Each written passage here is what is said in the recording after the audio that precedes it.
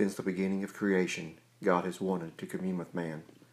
He created the Garden of Eden and put man there with everything needed to sustain man for eternity. The tree of life was there and was all that was needed to give life everlasting, God's free gift to mankind. Also there was a tree of knowledge of good and evil.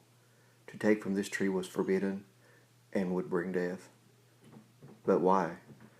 I believe that by taking from this tree is a type of works being added to God's free gift of life.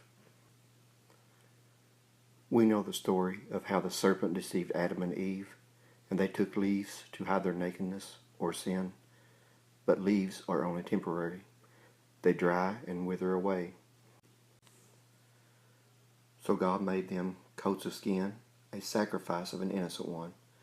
And Adam and his wife were removed from the garden and from the tree of life. Cherubims and a flaming sword were placed to prevent sinful man from living forever by partaking of the tree.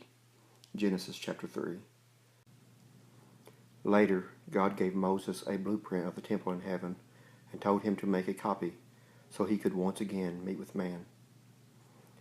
It was between the cherubs on the Ark of the Covenant where God would meet with the high priest. The cherub wings arched over the mercy seat and touched above the ark. This was a type of God's throne. The Bible tells us we are now the temple of God. His Spirit dwells in us. Did He provide us with a blueprint, a way back to the garden, where He can once again dwell with or within us? Let's take a closer look and be amazed at God's garden and throne inside us. To get back to the tree of life, we must get past the flaming sword that turns. Our tongue is said to be a fire and a sword that turns like a boat rudder. Then the cherubim with 4 wings wait for us. The thyroid gland is called the butterfly organ because it has 4 wings. God breathed in Adam's nostrils the breath of life. Where does this breath go? The tracheobronchial tree looks like an upside-down tree and surrounds the heart where God dwells, His throne. It's only one tree that arches at the carina and separates the lungs. In Revelation 22, the tree of life is once again seen on either side of the river flowing from God's throne. Blood flows from our heart to carry life to our whole body. The tree is said to be for the healing of the nations, Malachi 4, verse 2. The Son of Righteousness shall rise with healing in His wings. So we see that our lungs are a type of wings. Luke 13:34, Christ speaks of hiding Jerusalem's children under His wings, as a hen does her chicks. When taking an x-ray, our heart is called a shadow. Psalms 91, verse 1, If you abide in the secret place, you are under the shadow of the Almighty. The heart lies in the cardiac notch, under the left lung, or should I say, wing. The tabernacle was called a shadow of the heavenly temple.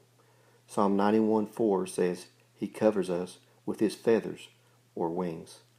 Lucifer is said to have been the covering cherub around God's throne in Ezekiel 28.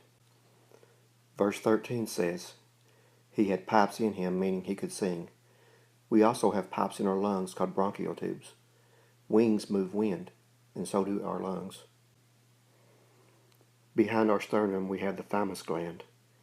We are born with it, but as we age it withers and turns to fat.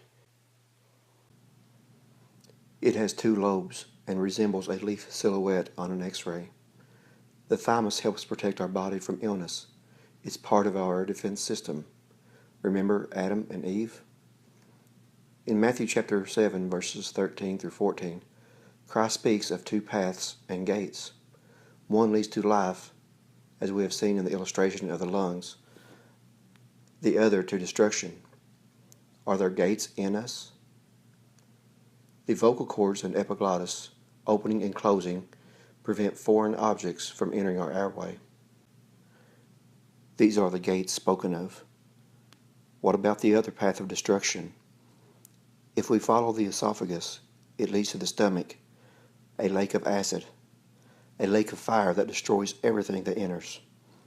In 2 Peter chapters 2, verse 4, The angels that sinned were placed in chains of darkness. These resemble our intestines. Acts 7, verse 49, heaven is God's throne, and the earth is his footstool. Luke 16:26 speaks of a gulf between Lazarus and the rich man. Could this be the diaphragm muscle representing earth and his footstool? Thanks for listening, and please be on the lookout for more videos, and read all the verses, and be blessed.